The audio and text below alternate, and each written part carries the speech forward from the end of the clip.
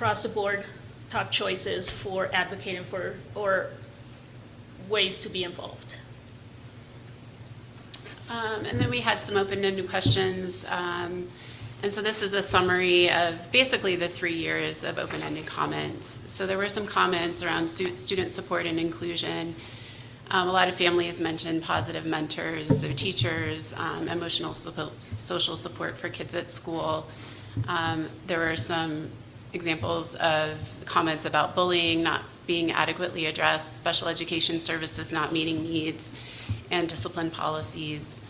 There was a lot of positive feedback. Families expressed strong support for individual teachers and school staff, a lot of appreciation for communication from principals and counselors, and then especially the elementary schools get a lot of praise for welcoming culture.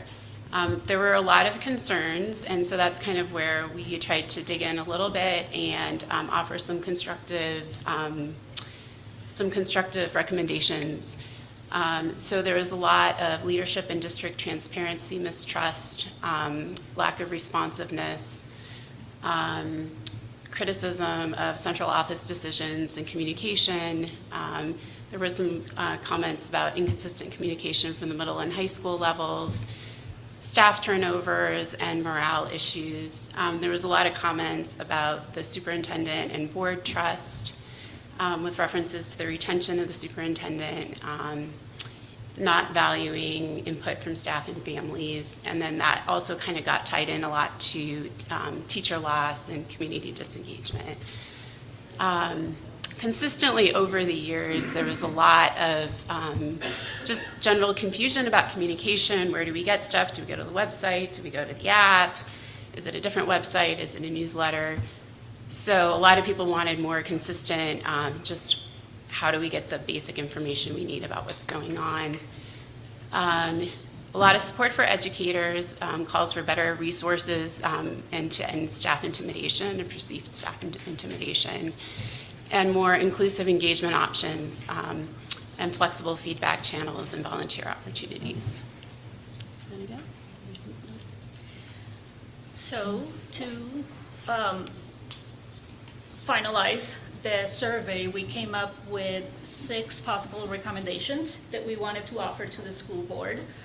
And we can go through a few of the items on each one of these recommendations. So first recommendation, develop a district-wide communication plan. The main issue is families are overwhelmed by inconsistent and fragmented communications, different emails, apps, Alma, websites, social media, etc. Only 35% of respondents said the district website works well. Parents called for clear, centralized communication. And one of the biggest recommended actions was to create a unified district calendar that could show all academic dates, school events, SAC meetings, and sports schedules for all the schools. For an example, we had the elementary music program at the high school, and we had to rush through it. We had about 30 minutes to rush through it because the middle school had their program and parents had to rush back to the middle school, and they did not have that communication. People were leaving, and the elementary music teacher was rushing. And we feel that if there was that unified calendar, parents could see each event.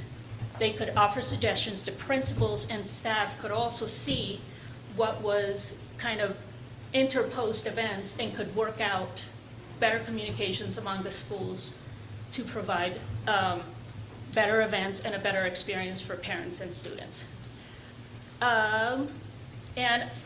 Evaluate the feasibility of a district-wide app that consolidates updates. And we know there is one. However, at this time, it does not seem to, because it does, separate it by school, and it doesn't really show. It doesn't seem like all the information is getting put on there. And it's not unified. I think a unified app, just the same as a calendar, would be a little bit more useful for parents and caregivers and students as well, as they get older and want to do their own activities.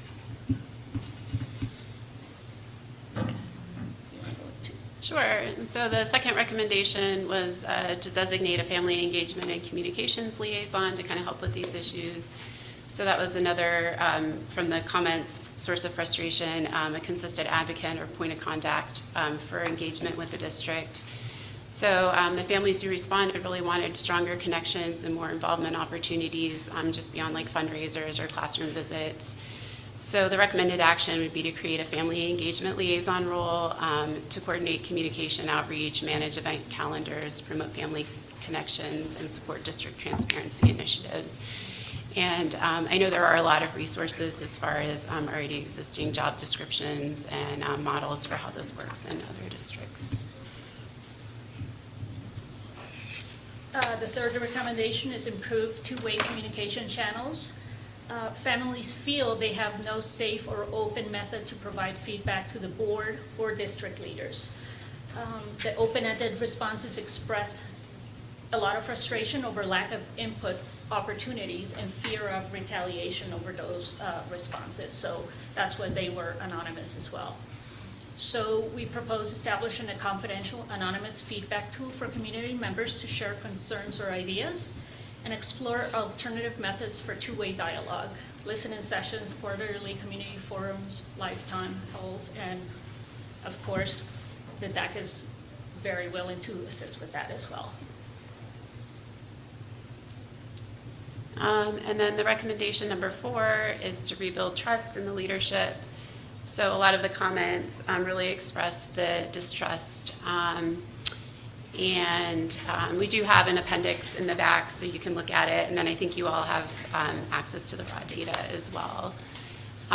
So the recommendation would be just to acknowledge the feedback publicly and commit to proactive trust-building steps. Increase transparency about the decision-making process and publicly review stakeholder input, and then consider using neutral facilitators for future community engagement efforts. Recommendation number 5, support educators more effectively. Families are concerned that teachers are overwhelmed, under-supported, and leaving the district. There's a strong sentiment across the survey comments that teachers are district greatest strength and need better support to stay. We recommend conducting anonymous teacher climate and support surveys on an annual basis, and partner with Panorama Education to administer annual TLCC style surveys at the local level to determine if additional questions regarding climate and support can be added. And then use existing survey data to identify improvement areas and set goals. And then the last one is the transportation issue. A lot of people are just baffled why, kids can't get to school on time, why the transportation, the busing has been so challenging the last couple of years is a persistent concern. So we would recommend that the district, that the board direct the district to identify the root problems of the bus driver shortages and to create and implement a proactive plan to address and track progress, and then provide regular updates to the community. And then if there's community partnerships to support interim solutions, we just need to get the kids to school on time every day and get them to stay for the whole day. So the concluding notes you can read at the end of the presentation. These are all notes from all 3 years of comments and responses. So we feel that all recommendations are actually probably what parents have been asking for, what caregivers and students have been asking to as well for a better environment at the schools. And I just want to thank everyone who's taken the time over the years to answer the survey. I mean, I always think taking a survey is like a volunteer activity. You're freely giving your time to share your opinion, honestly. So really appreciate that, and we hope that a recommendation to get better input is that if people can see that these are being considered and there's actually actions that you can report on that are making progress, and people feel that it's listened to, I think that would promote a better response. Thank you for your time. Any questions? Good getting my throat cleared up. A few things. I guess one of the first things that sort of jumped out at me on some of the numbers, and then also there's some stuff on Mr. Parr's with the rest of the comments in there too. I think it showed like the safety thing. My child is safe and welcome at their school at 67%, and yet later on it says that schools aren't addressing bullying and stuff like that. I guess that sort of, to me, it's sort of conflicting. I don't know. Well, I think 33% of our kids not feeling safe in school is probably not okay. You know, if you think about 67 sounds pretty good, but if, you know, 1 out of 3 or 4 kids isn't safe in school, then we might not feel like we're doing great on that. It would be an area for improvement. All building calendar you're talking about, is that, are you thinking like a monthly thing, like at the first of each month, or what? Well, we're thinking that if principals normally would have a calendar of events for their whole year. Activities, athletic activities, graduations, choir, all of that. All of that can be incorporated prior to the beginning of the year on a unified calendar that can show parents what's happening on a weekly basis, on a monthly basis, as they choose to do it. If there's items to be added, then that will increase the communication among the schools to say, hey, 5:30 doesn't work, can we do 5:45 instead? So to allow parents go in from different schools, like we have seen that has happened, to have a better opportunity to support every single student in their family. So that's what we're talking about for a unified school. Yeah, whether it's an app, whether it's a calendar, whether it's you know, some other platform. Some parents had recommended integrating that with wherever you're going for the child's grades or things like that. And we did not do like a market research on what's available out there. Probably not the best people to do that, but I'm sure there's someone in the district who has those skills to do that. And then I guess just to comment on the transportation part and stuff, because we talk about this a lot as a board. Transportation, I don't know what our magic answer is going to be there. You know, the bus drivers are required the same licensing that they can go to work for Candelaria Construction for $35 an hour, and that's hard to compete. That's just all there is to it. It's hard to compete. So I know Brad struggles. He works his tail off trying to get drivers, but it's hard to get enough. I think that's a problem we could probably solve, though. So- I think we have to. We have to get kids to school on time. So, And I would just like to throw out there, and I do appreciate that we do provide the transportation, but as a district, we do not have to provide that transportation. It's actually not a right, it's actually a privilege, but I am thankful for our district that we do that, and we do the best we can, and I think Brad has done an amazing job with what he's had to work with. And, you know, sometimes we're just have challenges with weather or shortage of bus drivers, buses that break down. We just, like anybody else in just a family household, you just do the best you can with what you've got and try to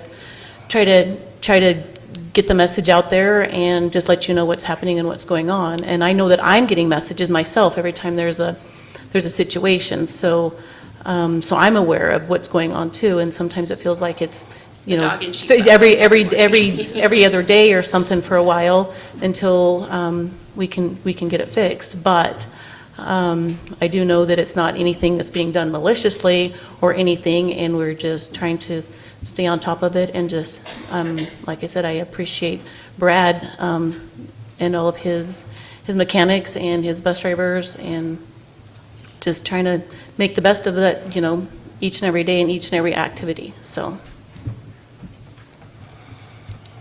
I have some questions. Is it possible for a family to take this survey more than once?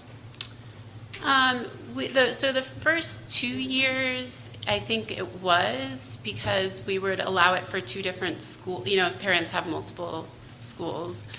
This year, I actually went on to try to take it again to see if it was still open, and it had said that you've already taken it, so you can't. So it might have been set up differently. Mr. Parr would know that. That was a concern that people had before, but I don't think people usually try to do extra surveys. So we're just happy if they fill it out once at least. Yeah. To start off, I want to thank the DAC for doing this 3 years in a row, as a matter of fact, and for going to the trouble to try and get feedback from the families of our district. I believe that's important information, and this is probably one of the most successful ways in terms of numbers of responses that I've seen in our district. And I point to last night's meeting as an example of the difficulty in getting engagement from the community. So this looks like it's really doing that better than any of the other ways that we've done so far. When I read the responses from this survey, the communication thing, it hits you in the face. You can't ignore it. It's everywhere. And so I agree that the district has a lot of work to do there. I don't know about the solutions to that exactly, but it's surely sticking up as a red flag problem. So I agree with that. On the recommendation number 2, designate a family engagement and communications liaison, I think that's been a recommendation from the past as well, hasn't it? Yeah, this is the 3rd year that we're recommending. Yeah. My response is that in the past 2 years, we were under a deficit budget. So if I had a choice in those 2 years to do this, I would have voted against it because we're not covering our expenses. We weren't covering our expenses already, and just adding to expenses, I would not have been in favor. So as we get out of a deficit budget and work, and if we have more of a surplus, this would then be something that personally I would be willing to talk about. But again, this is in competition with the highest priority in my point of view, and that's the instructional staff. So there's a lot of, I think there's a lot of information on CDE that family engagement really can improve outcomes. So if you think even if 1/10 of the parents are given that engagement on how to help their kids at home, we know that maybe not all parents have that capacity, but you're really, improving everyone. And then also, I guess the standpoint from me as a parent and a community member is people leave organizations because of poor communication. And so I think that when you, invest in doing things well, you draw people to the school. So, and the family engagement, at one point I kind of went into the rabbit hole of figuring out who are these people in other districts and what qualifications.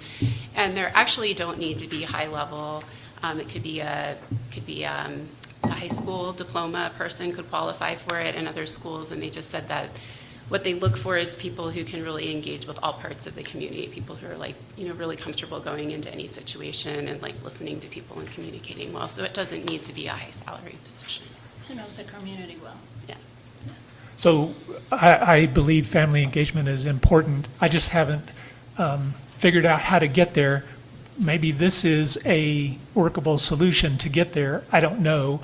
I guess I would need to learn more about it because I'm not exactly sure what the job would entail. So on the recommendation number 3, improve two-way communication. Again, that was communication throughout the survey. That needs work, I agree. Recommendation number 4, rebuild trust in district leadership. This is one that I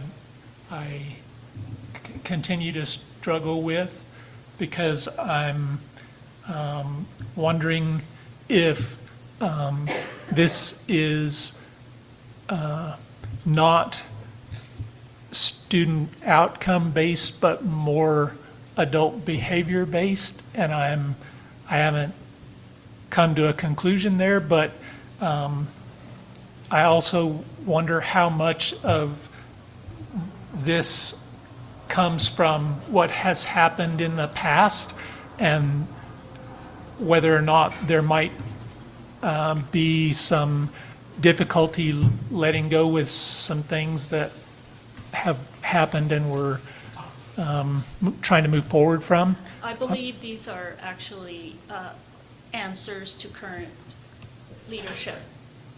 It's been 3 years of kind of the same answers, and the last ones had to do with this current year. So I believe it's a current issue that parents are trying to address, and not necessarily something from years past.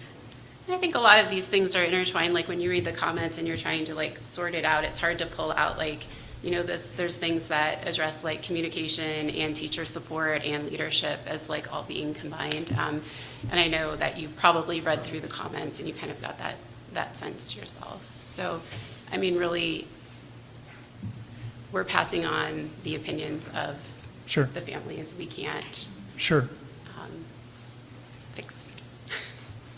fix it or even tell you exactly how to. This is Yeah. just our recommendations.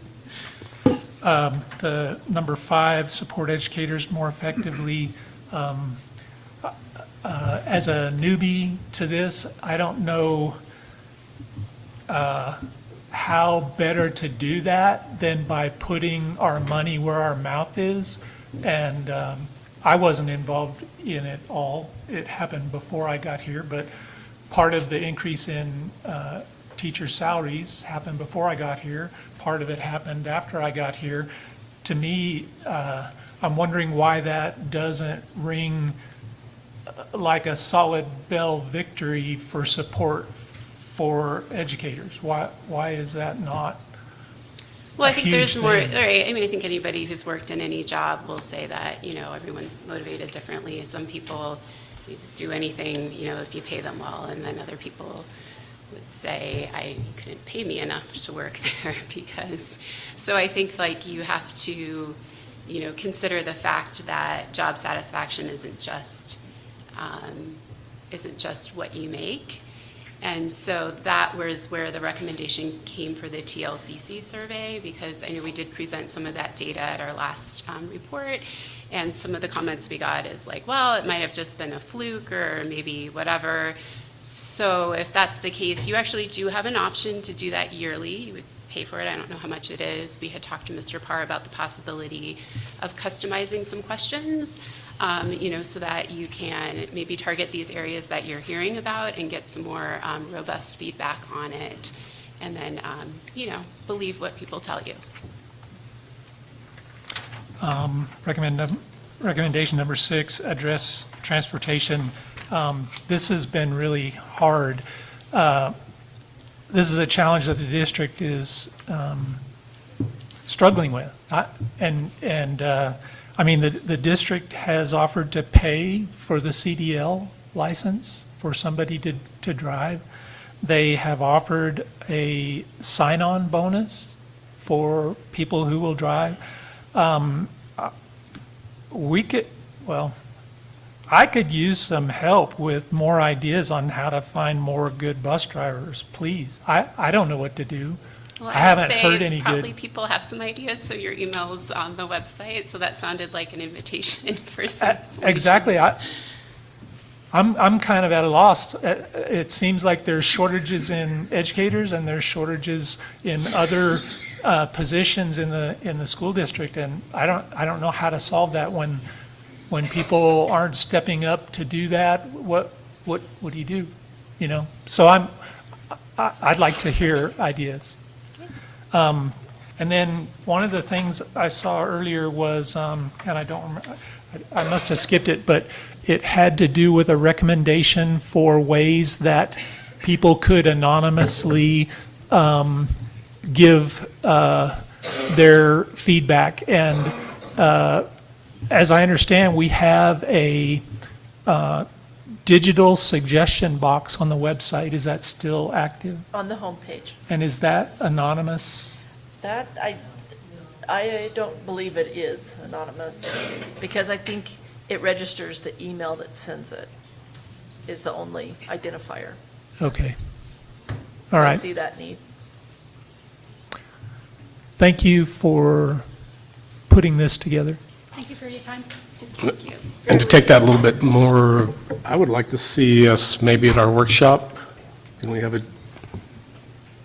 joint meeting for at least a half hour or so and just talk about just those things right there? The transportation, bulk is communication, so if we can all sit around and come up with some ideas. Mr. Rice? 'Cause I looked through the comments that Mr. Parr gave too, and same thing, I looked through all those comments, and you got one person says, I get lots of communication, you got the next person saying, I don't get communication, so, what is that? Communication to me is different than it is to you, so, Mr. Rice, were you referencing the work session on June 3rd? if that's possible, yeah. Would that work for you, ladies? Because things like this calendar and stuff, if we could get going on it this summer, that would be Yeah, so I can send an invitation out to the DAC group. where we- Yeah, and I don't know that we can all be there. No, that's but fine, too. whoever- Yeah, that's fine. Whoever's interested, I think, probably will. I'll add it as an agenda item for discussion. Okay, thank you. In regard to the calendar idea, there's two issues going on there. One is facility scheduling and use, and the other is letting everybody know what's happening so that they can come attend. Yeah. And the facility use thing is in the works. There's some work being done on policy and how to go about scheduling so that there's no more of this deal where the time that one user has is scrunched up against the time that another, so that's in process, but I think the other side of that is the communication to everybody of what's happening and when, so that they can attend when they're available, so. Yes. Okay. Each school could have a color attached to it, something like that, for sports or choir or anything like that. I think it would be good. Thank you. Thank you. Yep, thank you, ladies. Deborah, do you want to take a break now? Do you want to take a break now?